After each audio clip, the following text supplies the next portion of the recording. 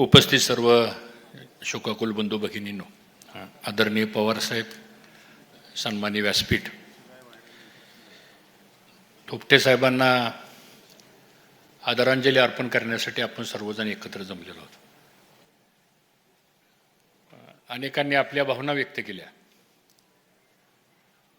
पण थोपटे साहेबाच्या जाण्यानं भोर तालुका, थोपटे कुटुंब यांच्यावर तर फार मोठं दुःख आलेलंच आहे. पण काही समजायला मार्ग नाही की ह्या पुणे जिल्ह्याच्या नेतृत्वामध्ये 2-3 महिन्यापूर्वी अजितदादांचं अपघाती निधन झालं, आज थोपटे साहेबांचं निधन झालं. जिल्ह्याचं नाव महाराष्ट्रामध्ये, देशामध्ये उज्ज्वल करणारे हे नेतृत्व होतं, पण आज दुर्दैवानं आपल्यामध्ये ते राहिलेले नाही आहेत. खरं म्हणजे त्यांना 93 वर्षाचं आयुष्य मिळालं. मी तर असं म्हणेल की ते चांगल्या वातावरणामध्ये जगले, चांगल्या विचारामध्ये जगले, सकारात्मक विचारामध्ये जगले आणि सर्वसामान्य माणसांसाठी जगले, म्हणून एवढं दीर्घ आयुष्य मला असं वाटतं थोपटे साहेबांना मिळालं.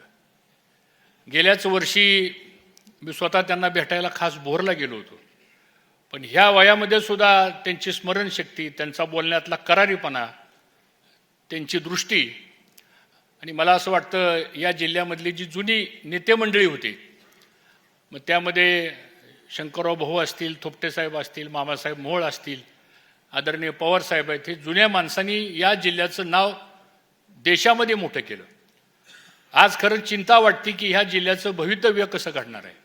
कारण अशी माणसं जर ह्या जिल्ह्यामधून जर जात गेली तर हा जिल्हा आता खूप मोठा झाला आहे, सगळ्या दृष्टीनं जिल्हा मोठा झाला आहे, राज्यातला एक प्रमुख जिल्हा म्हणून आहे.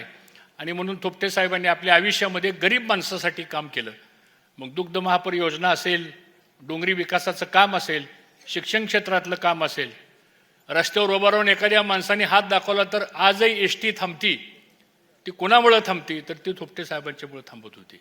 म्हणजे सारखी बारीक बारीक कामं ही थोपटे साहेबांनी आयुष्यामध्ये केली. सांगण्यासारखं खूप आहे, वेळ झालेला आहे. आणि म्हणून मी माझ्या वतीनं, पाटील कुटुंबियाच्या वतीनं, राष्ट्रवादी काँग्रेस पक्ष, पवारसाहेबांच्या पक्षाच्या वतीनं मी भावपूर्ण श्रद्धांजली अर्पण करतो. थोपटे कुटुंबावर जे दुःख आलेलं आहे, संग्राम, आपण सगळीजणं बरोबर आहोत, काही चिंता करू नका. प्रसंग येत असतात आयुष्यामध्ये, त्याला धैर्याने सामोरे जावं लागतं.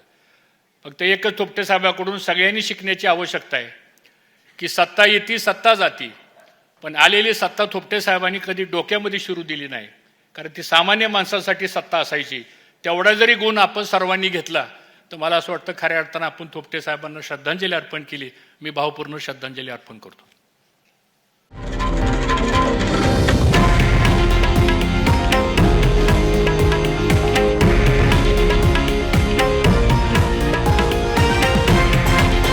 हे आहे देशातील नंबर 1 न्यूज नेटवर्क आणि आपण पाहत आहात TV9 मराठी, एकमेव.